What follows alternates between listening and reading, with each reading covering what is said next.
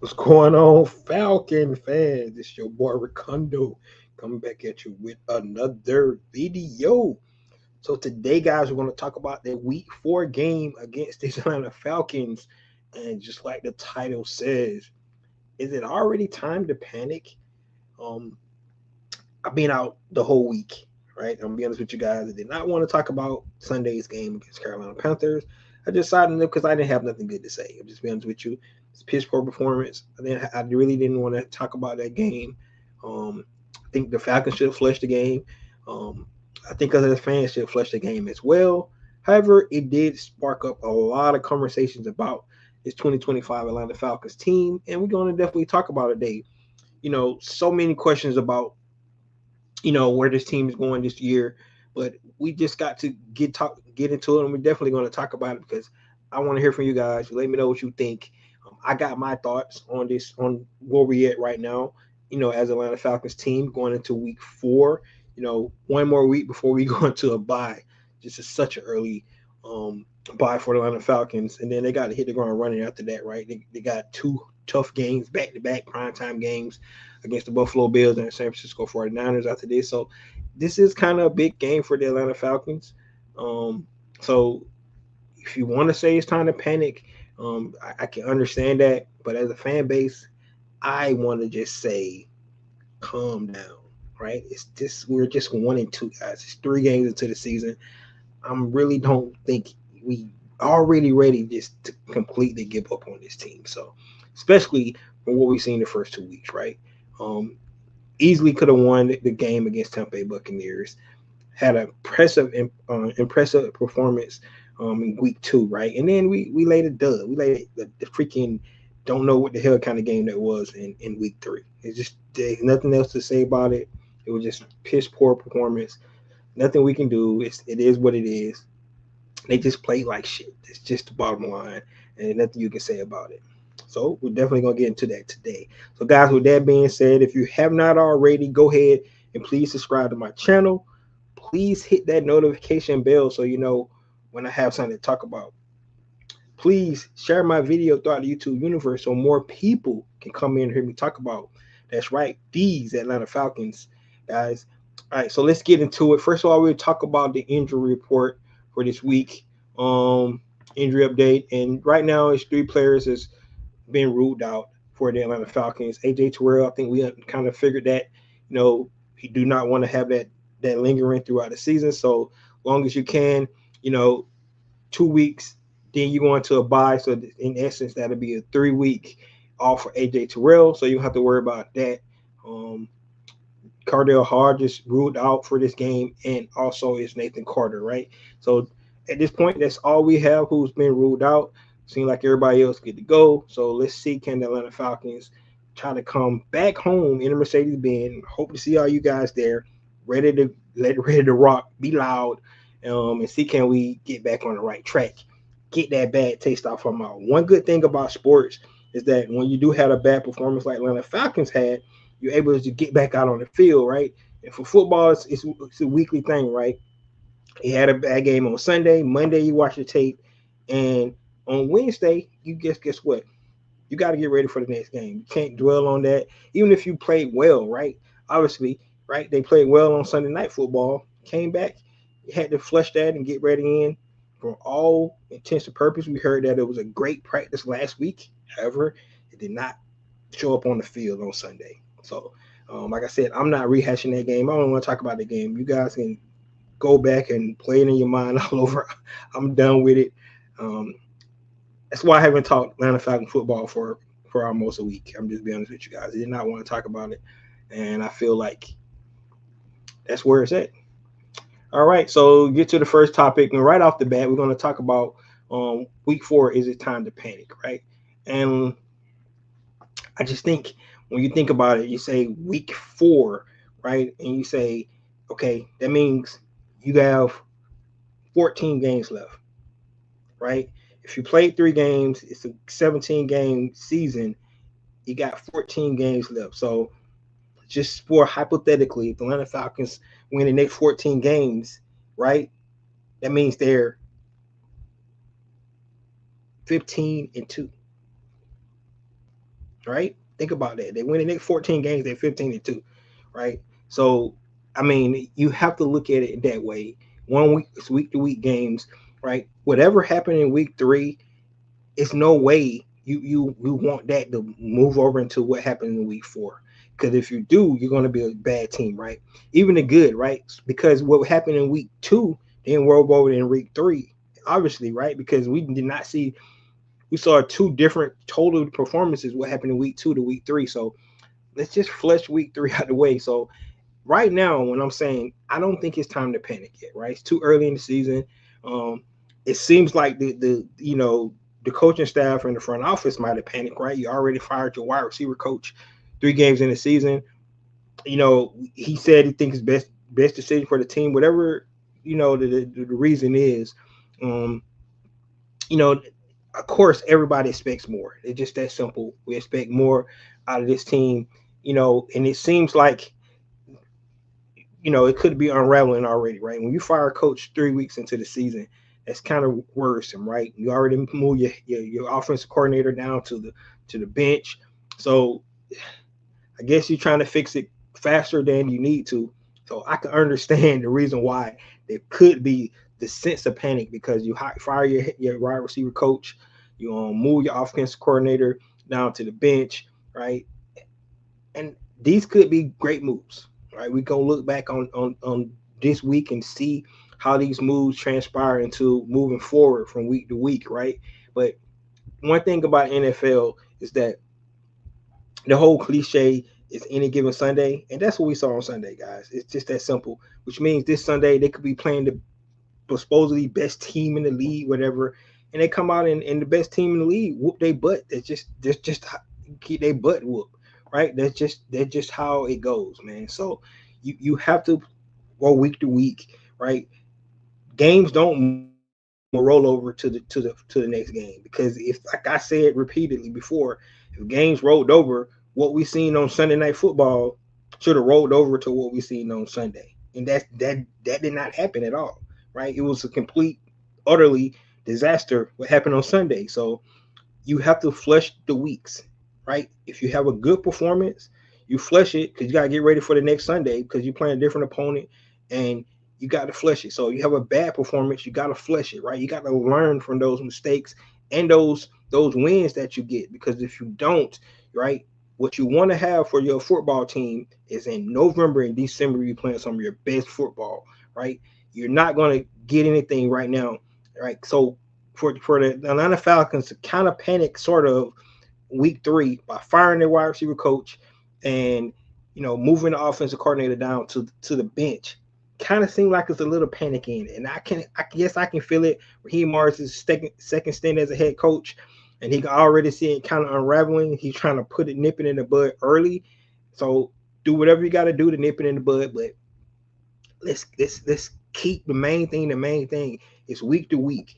Last week was last week. They got to flush that crap.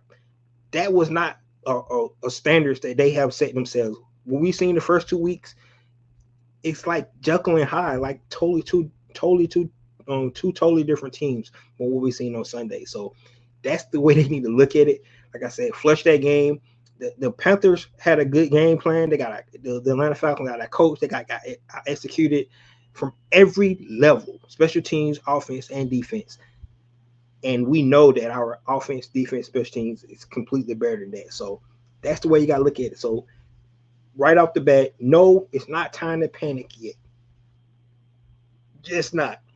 Atlanta Falcons got bye, two really tough games coming up right after that, primetime games, and then we'll see where we stand after that. Right, the Atlanta Falcons go 0-3 in these next 3 games. Now maybe you can start putting the panic button up. Right, that's where you probably need to say, okay, what the hell is going on, right? But at this point, I think everybody need to relax, right? You take a turn from Aaron Rodgers, RELAX, relax, man, just relax. Let's see how this thing's unfold on Sunday, and see can they get the things going, right? That's what it's all about. It's not time to panic yet. However, I do believe that the front office, coaching staff, and kind of panicking, right? You move your offensive coordinator to the bench, you fire your wide receiver coach, and it's just 3 games into the season. right? I mean, that's if you look at it, the Baltimore Ravens, the Kansas City Chiefs, they're 1-2 as well, right? What kind of moves have they made, right? The expectations that they had is probably higher than what the Atlanta Falcons had, and they ain't panicking yet. So let's calm down. And for all you guys that just jumping off ship already, let's see what happens, right? That's what you got to do. You still got to believe in this team because it's week to week, right? The performance, I watch, I watch everybody hype how hype they was after Sunday Night Football. Everybody was feeling really good, right? You like what you seen. We ran for 218 yards. Our defense had 6 sacks. We had 3 turnovers in the game. We were just on sky high, right? That's the way we were on Sunday Night Football. So we were sky high. Now we back in the cellar, right? After 1 week. So you got to stay even keel, guys. It's this week 3, right? Now, like I said, if it started to snowball, now you can start having panicking, but not the one game, right? Let's calm down. Let's see what happens this weekend, right? We all think this team is better than the performance they put out on Sunday. So let's see what the kind of performance is going to be. So that's what I mean by not time to panic. I know the title says it's time to panic yet. From my perspective, not just yet, right? Look at it this way. After this week, somebody's going to be 1-3. Look at the between the Baltimore Ravens and Kansas City Chiefs. One of those teams is going to be 1-3, right? Atlanta Falcons could be 2-2. You have a better record than those guys. Hey, you got to look at stuff glass half full. You guys know me if you've been watching me for the last 4 years here on this channel. I'm always the glass half full guy. At some point, it will have a tipping point. Believe me when I tell you this.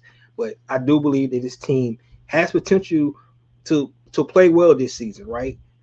But to be honest with you, your expectations need to be set at just having a good solid young team, right? You want to see the growth in your team, right?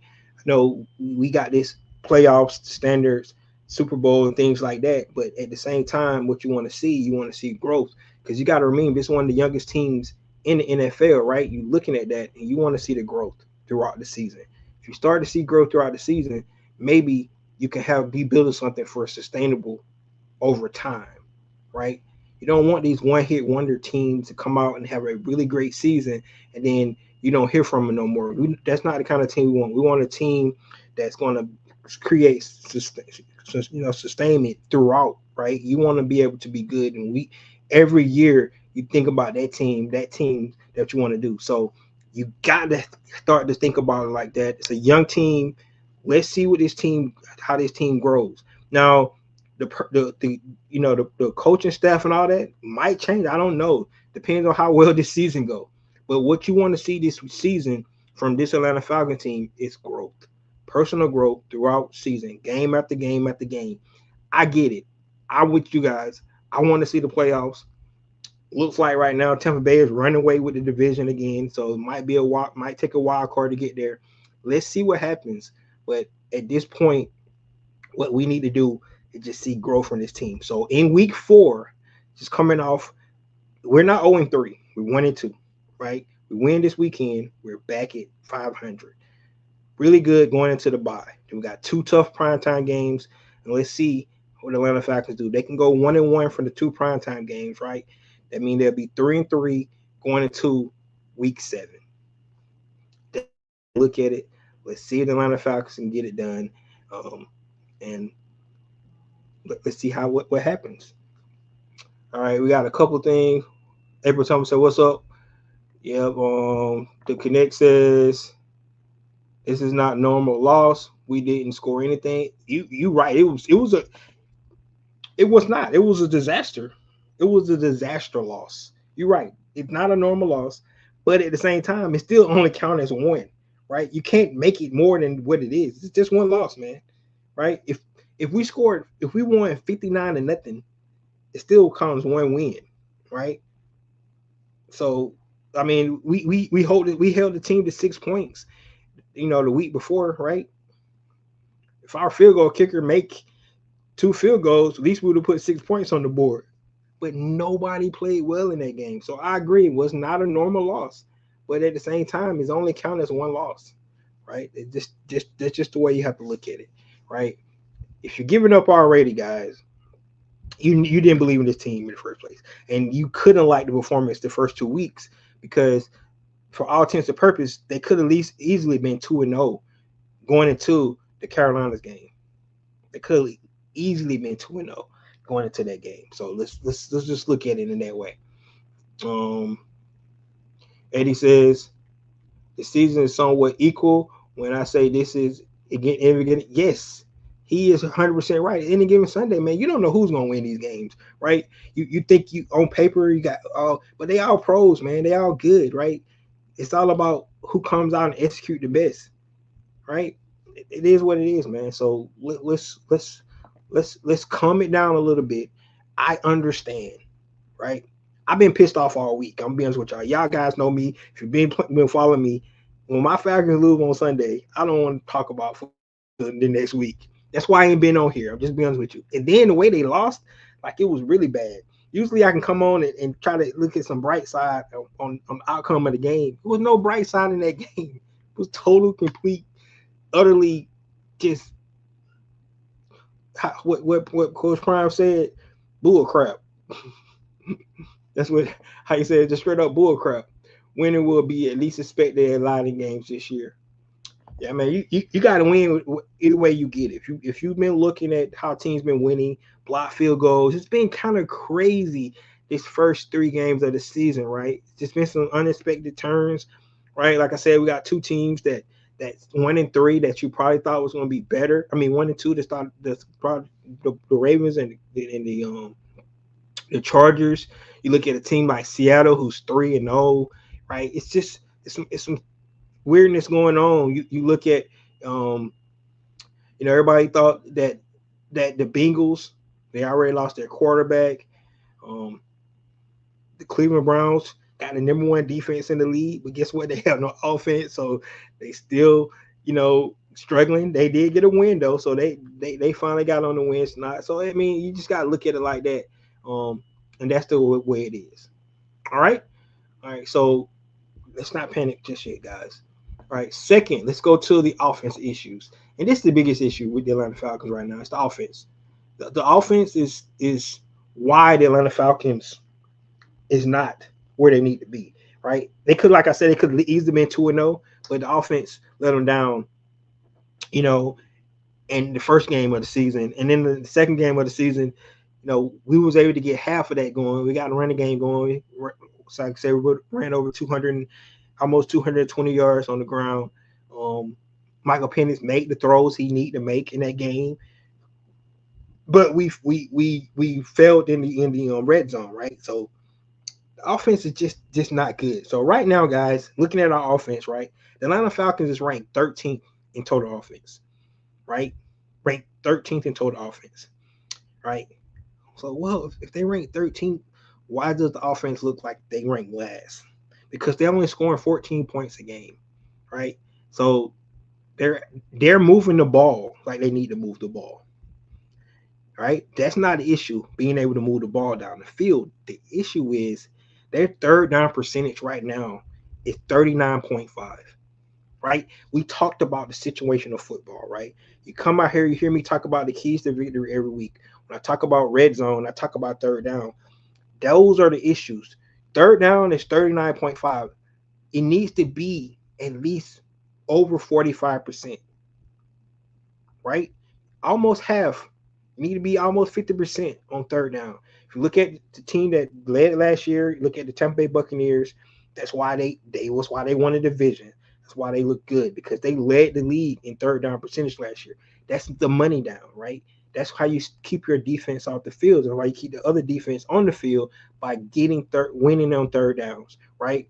So whatever happening to Atlanta Falcons right now, they need to really be focusing in on their third downs, right? Of course, you're going to hear coaches always say it's all about first and second down, right? You have to have good first and second downs, to get you in good third down and distance. But third down is the money down, right? If you got to be able to extend drives, keep that defense on the field, keep your defense fresh. So That third down is what's killing us right now. 39.5% on third down. That's not going to get it done. That's not going to get it done, right? The Atlanta Falcons are really bad in passing offense right now. Really bad in passing offense. Our leading receiver right now is Bijan Robinson, right, with 164 yards. Right behind him is Drake London, 159, right? So that's not good when your running back is your leading receiver, right? So our receivers not getting involved in the game, right? Um, Darnell Mooney don't even have 100 yards receiving yet, right? These two guys that averaged over 1,000 yards receiving last year, right? Mooney, if he probably played the last game, he probably would have hit over 1,000. Of course, he didn't play the last game. Drake, well over 1,000 yards, right? 2,000 yard receiver. Okay, people want to say, well, Kirk Cousins played for a lot of those games. I get it, but what I'm trying to tell you is that right now the passing game is anemic. Don't know what happened, especially when you got a quarterback that's got one of the biggest arms in the league, right? So it's not that you don't have the talent there. It's something's going on with the passing game, right? I do understand what they're doing. They're forcing the teams. Usually when you had a good running team, right? If you look at what they're doing to the Philadelphia Eagles, right? They're loading up the box, right? They're forcing the Philadelphia Eagles to pass the game, to pass the ball because they don't want Saquon Barkley killing them. But they understand that's the Eagles' game. Well, the Atlanta Falcons, what makes them so special, what could potentially make these guys special, is being able to have that balance between the run game and the pass game. And right now, in the running game, it's good. Bijan Robinson is fifth in the league in rushing yards right now. He's fifth with 239 rushing yards. So he's right behind Derrick Henry, um,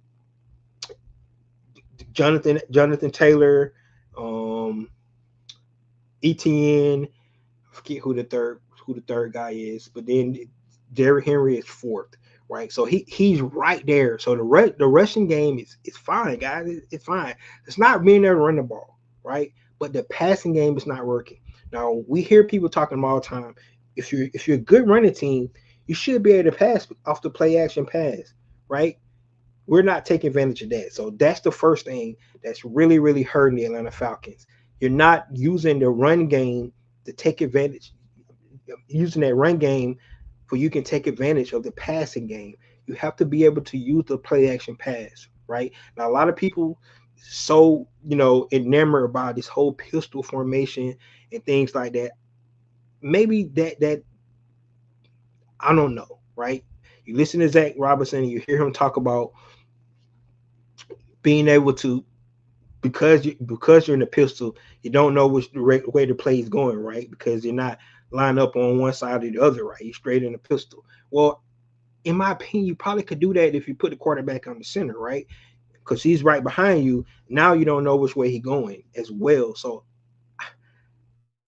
I think, sometimes coaches can be stubborn, right? Now, to Zach Robinson, defense, he is right. It looked good last year, right? They was really explosive. They had a really good offense last year, ran the thing in pistols and things like that. But maybe sometimes it's not working. Maybe need to do a change. So we'll see what kind of changes they make from that. But right now, the passing game is what's hurting Atlanta Falcons, right? The receivers, Kyle Pitts is third. He got the third number receptions, right? So Kyle Pitts is getting involved in the game, right? Darnell Mooney is non-existent. Ray Cloud is non-existent because the passing game is not working. And this is a passing attack. If you go back to training camp, they were throwing the ball all over the field, right? It's what gave everybody hope and what when everybody thought that it was going to be something special. But we seen it. But translation into the first 3 weeks, we have not seen that, right? And it's because the way the defense are playing. So Zach Robinson needs to make some adjustments, right? You have to mix it up, right? Usually when you playing two high safeties, right? Usually everybody knows cover two, the middle of the field is open, right? Those seams, those digs, all those things right behind the linebackers, right in front of the safeties. That's where your hole is going to be at. Your slant routes, right?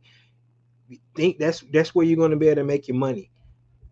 we haven't seen that kind of passing attack. What we've seen is long developing passing attacks, and then Mike Penix forced to dump it down to his check down because guys are not open, right? Or maybe he's not reading it well. So because that could be either or, right? Could be either or. But at some point, it need to be some adjustments made, right? So this brings me to Zach Robinson. He's the issue, in my opinion, right now, is the second year offense coordinator, right? You have to do the things that your young quarterback is strong in. You got to get him into rhythm. You got to get some easy throws. You got to make it simplified if you need to. But at some point, and I'm gonna tell you, running the ball, play action pass, utilizing your tight ends, right? That's how you start to get easy throws for your quarterback. Get him in a rhythm. Get him in a rhythm. So Zach Robinson right now is probably, in my opinion, maybe equal, if you want to say it, might be the biggest issue for the Atlanta Falcons, right? Like I said, they already made one move, right? They took him out of the booth and they brought him down to the field, right? We're going to see um, what. Now, one thing is really interesting in watching the games because it's been like a freaking thorn in everybody's side. Is that like seeing like Michael Penix is getting the play in, and then he's breaking the huddle with 10 seconds left, right? And if anybody knows, quarterback has to look at the defense, the entire defense, to kind of figure out what they're doing, right? So you get up and you can dissect the defense, right? You know if you got to find out if it's man, it's zone. Um, you got to find out where looking at your first read, seeing if it's going to be there, kind of dissect the play because you got to remember you got to get that ball out in what 2.9 seconds before somebody's on your neck, right? So you got to be able to dissect that. And then to top it off, he's sending the guy in motions, which is going to change how the defense is going to defend that play. But it's all being done so late in the shot on the play clock, and I think that's affecting some things too, right? When you send the guy in motion with 2 seconds left on the clock, the defense changes pictures because somebody got to reset for where that guy moving in motion. Right now, your picture that you just had probably changes, and you're not having time to see that. Right, so I just don't understand why it's taking so long. And maybe that's why Zach Robinson coming down to the field may be able to change some things. But that's one of the biggest things I think that the Atlanta Falcons really need to do. Right, if they figure out how to make sure that they get to play in on time, let the young quarterback read the defense, know where he going with the ball. You hear Tom Brady say he never hiked the ball until he knew where the ball was going. Right, he knew exactly where the ball going because he understood defense, he read defense, and he know where he wanted to take the ball to. Right now, Michael Penix not there yet. I'm not saying that's where he should be, but my point is that you have to help your young quarterback out. And right now, Zach Robinson is not doing that. Just that simple. The players around him are not doing that, right? Now, it's not all on the quarterback. It's not all on Zach Robinson. The receivers need to get open. They need to make sure they're not getting knocked off their spots, right? All kind of things.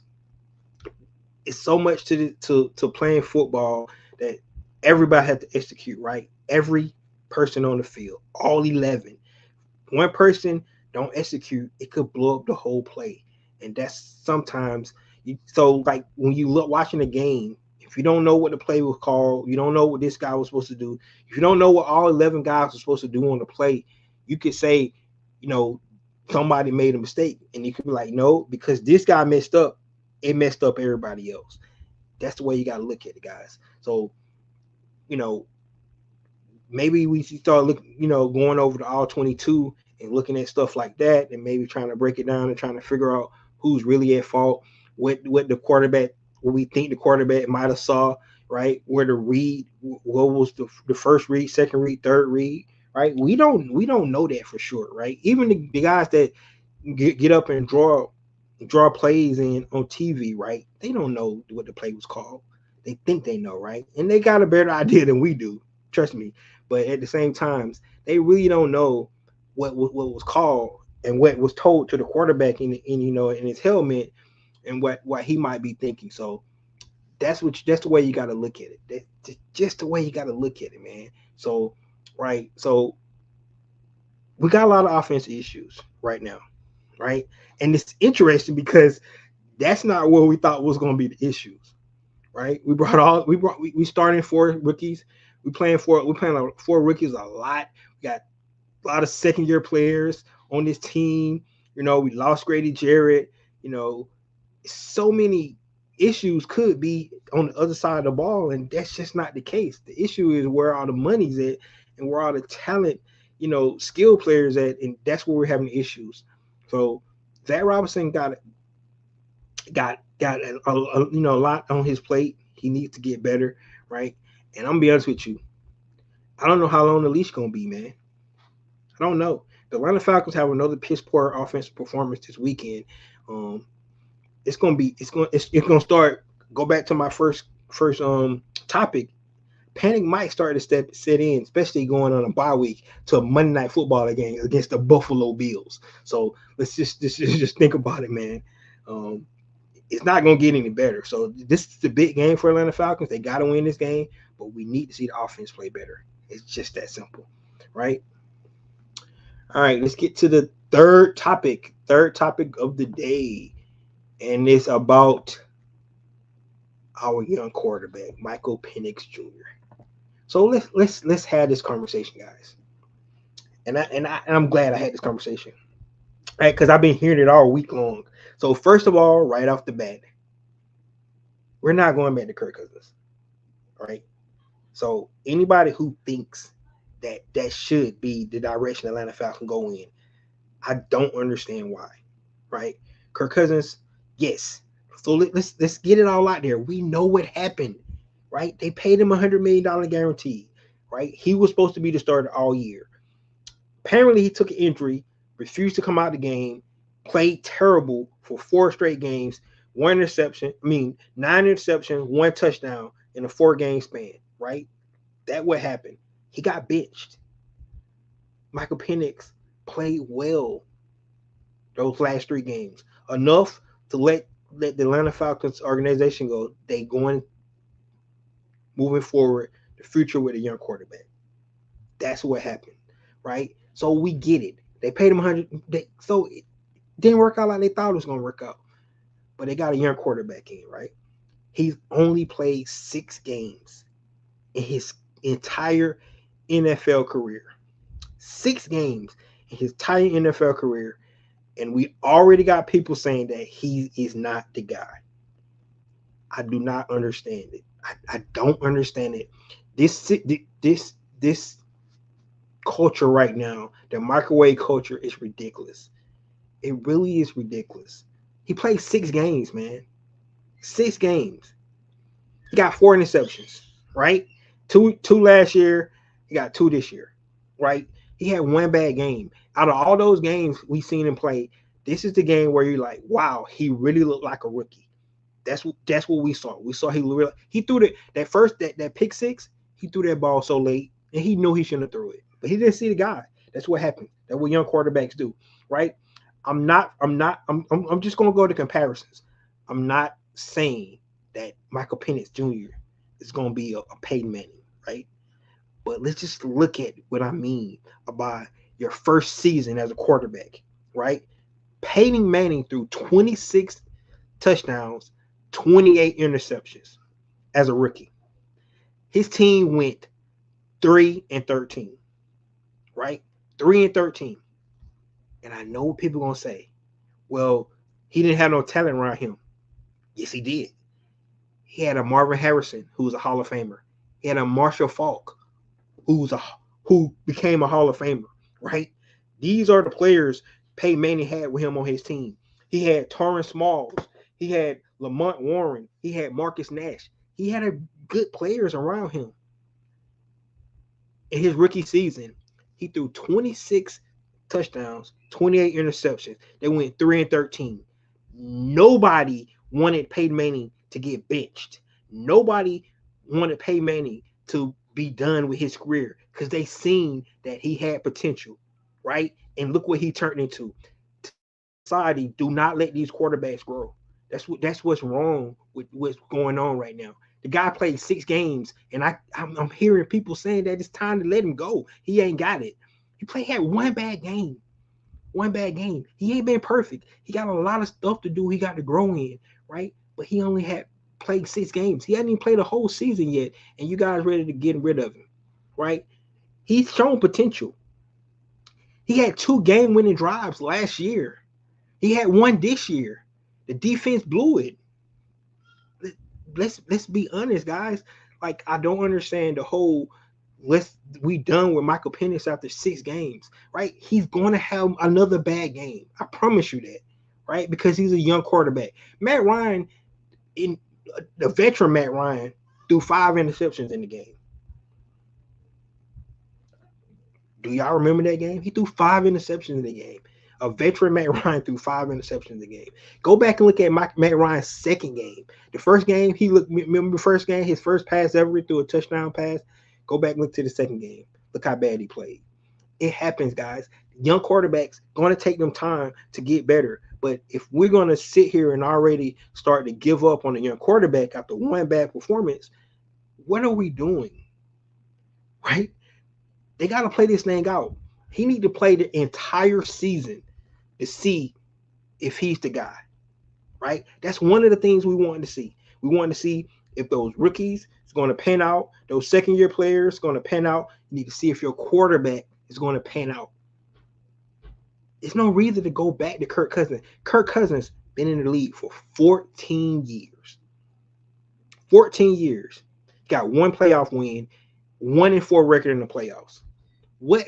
Honestly, now I'm questioning. I don't know why we didn't ever do this. How he get so many contracts in the NFL? He's not been like a winning quarterback. He's been solid. Obviously, he's a starter in this league, but it's not like he's been blowing the doors off and like he was a must get guy.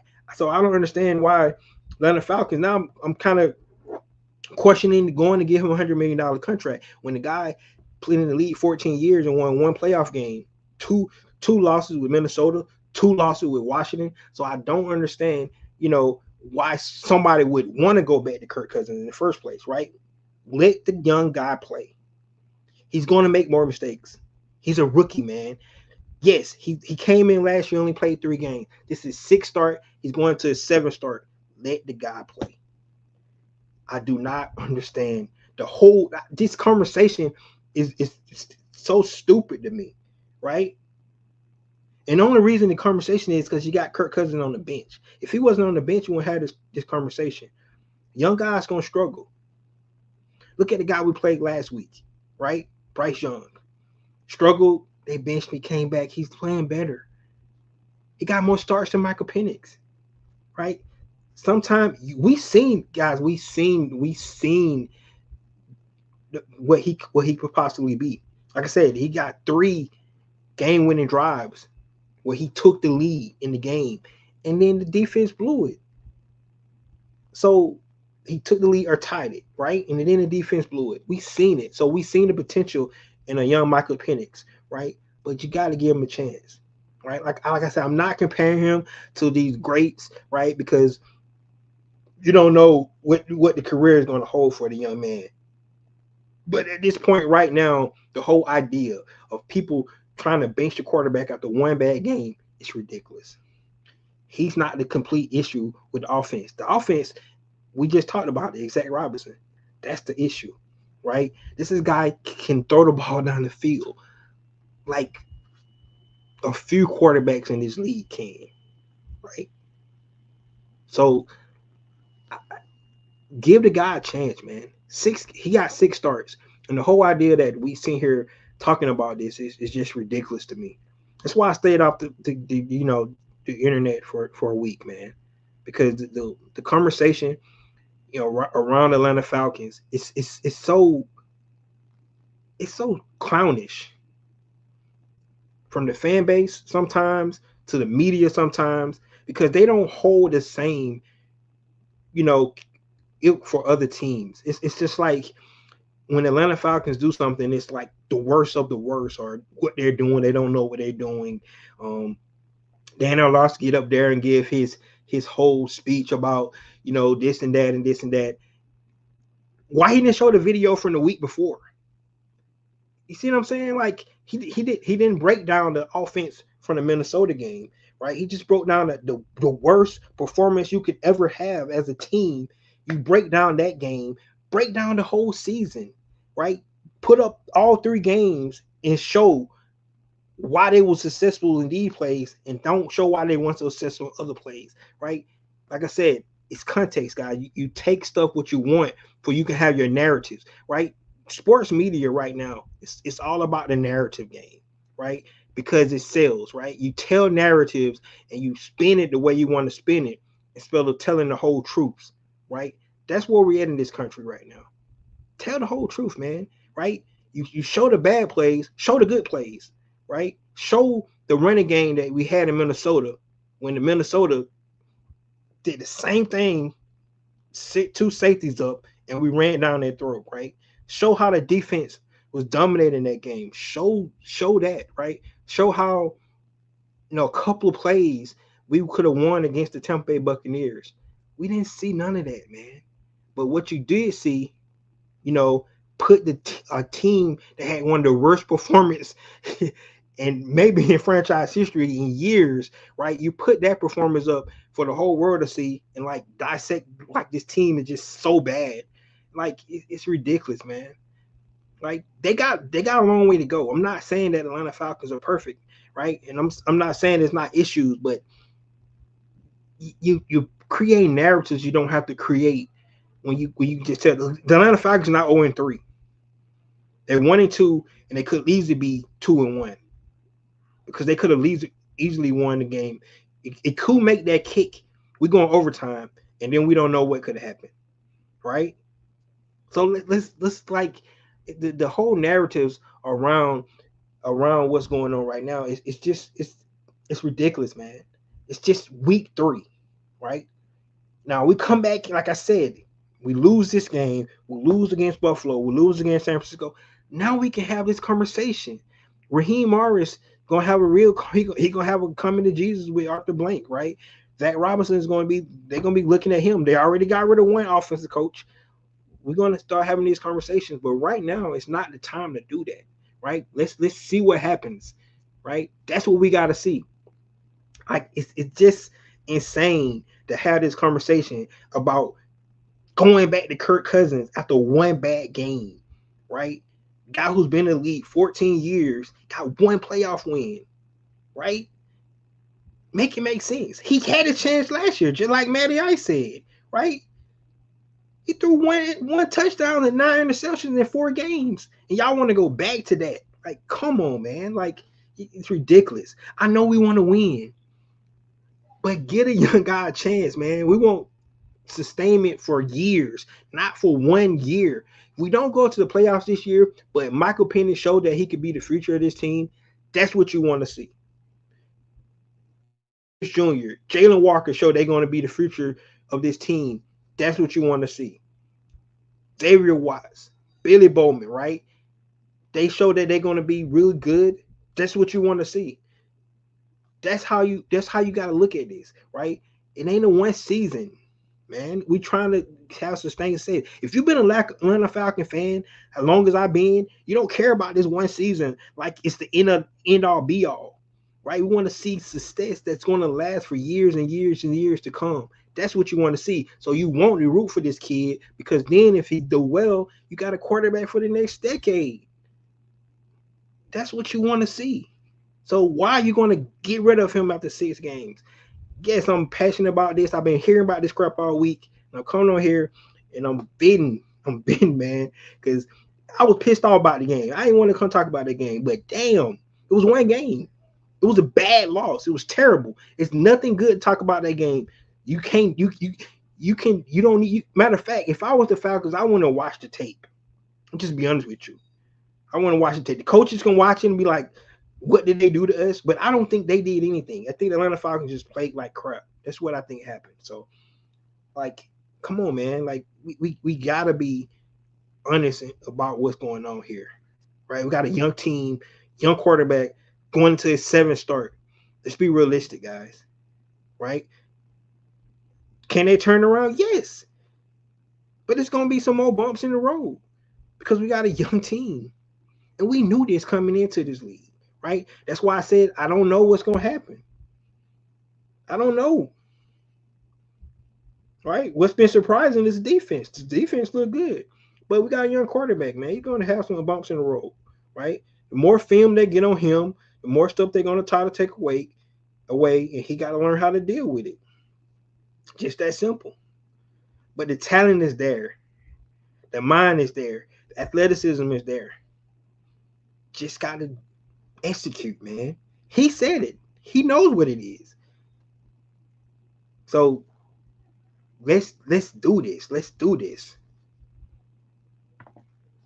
Eddie says that's just fans, bro. Everyone wants to win Walker Nation, make the right decision, freeze the fan media noise out. You got to.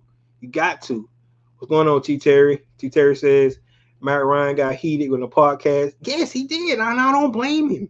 It was stupid. Yeah, I got heated too. Like, are you serious right now? Dumb questions, man.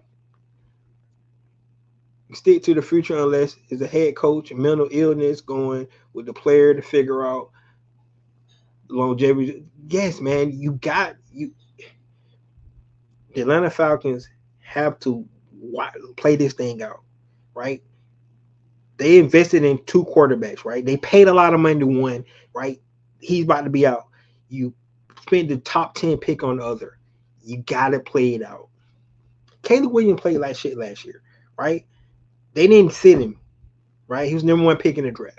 I get it. Top 10 pick, right? You gotta let him play it out. Unless he just turned to freaking Nathan Peterman out there, you're gonna let him play it out. Right? But one of the greatest quarterbacks in the league, his first season, 16 games, right? 27 touchdowns, 28 interceptions. Still hold that record now for most interception by a rookie quarterback. Peyton Manning, the sheriff. Everything we know is about Peyton Manning. If anybody could have watched that first season and be like, but he's going to be the only player in NFL history to have 5 MVPs, right? Let's see what happens, guys. I'm not saying Michael Penix is going to turn to Peyton Manning, but what I'm saying is after 6 games, we don't know where he's going to be. So let him play. That's what I'm saying. T. Terry said, we need the Falcons to be like Georgia Bulldog, winning every year. Exactly. That's the point I'm making. You want sustained success, man. Exactly. Every year, we know the Georgia Bulldogs going to be in the top 10, right? It's a given. It's a given, right? That's what we want, man. We want teams to be like, we got to play Atlanta this week. Not, we play Atlanta this week. Let's go on and get that's our get right game. That's our get right game. Because that's what it's been for the Falcons, right? The Carolina Panthers just got right against us, right? We'd have been the get right team. Let's change if you want to talk about narratives, let's change that narrative. We don't want to be the get right team for people, right? They come to Atlanta, they want to be like, damn, we got to play the Atlanta Falcons this week. And we got issues over there. And we need to get away from the individuals, right? Because yes, they worried about Bijan. They are. They worried about Drake. They scared to throw in Jesse's direction, AJ direction, right? But we want to be scared of the entire team. Let's talk about that. That's what we want to see. So, man, like, I'm back, baby. Let's do this. Let's get pumped up for we got big game tomorrow. Dogs against the Bama, right? And then we got the Falcons against the Commanders for our bye week, right? We don't care who the quarterback is. We don't care if it's Jaden Daniels. We don't care if it's Marcus Mariota coming back for his revenge game. We don't care. We don't care. So that's what it's gonna be like. Last topic, guys. So I had to go on my event. I hope you loved it. Right? Share that video out there to all the pundits out there that's crying about this and that. Like, I don't care what y'all say, man. So how are we gonna fix it? Right? How are we gonna fix it? And I'm gonna just say it like this: that energy, that energy that Atlanta Falcons played with on Sunday Night Football, that's the energy that Atlanta Falcons need to have for the rest of the season. Wherever they found that energy that they had in Minnesota, and one of the most hostile environments to play in, on prime time in front of the world, that's the Atlanta Falcons team that we want to see for the rest of the season, right? Whatever we seen on Sunday, don't never come back. But what we want to see, that team that we seen on Sunday Night Football.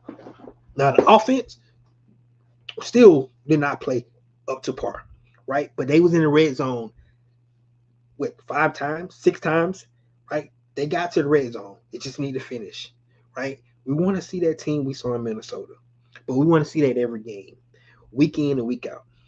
And if that team shows up for this city, for this fan base, right, you're gonna win more times you're gonna lose. The fan base is gonna feel better about this team moving forward because that's the kind of performance will get you where you need to be. That fire, that passion that defense played with, that running game that they showed with the offensive line that were pissed off because they played so bad the week prior, right? That's that's what we need to see. That's what we need to see. But we need to see it week in and week out. Stop reading clips. Stop getting your head so big and thinking that you don't made it right after one game. Now they claim that did not happen, right? They claim that they wasn't drinking the Kool-Aid. They claim that great week of practice last week, and they don't know what happened in that game. Well, from now on, don't read the newspaper clipping. Don't listen to everybody saying you don't made it and came started to play well. Don't listen to none of that. Keep thinking that you're the underdog, that you underestimated. Everybody got the chips on their shoulder. The way y'all came out and played on Sunday Night Football, that's the Atlanta Falcons that we want to see. That's the Atlanta Falcons that had everybody on cloud nine. You go out and look at the clips, man. I'm telling you, Atlanta Falcon fans are tripped, right? They take the wins to another level. If it's only one win, they take it to another level, and they take the losses. So they hurt so bad to us, man. They really do. So, but we need to start to stay even keel, man. We really do, man. And like I'm be honest with you, since I can remember, and this is my last thing I'm gonna say. Since I can remember, when Atlanta Falcons lose,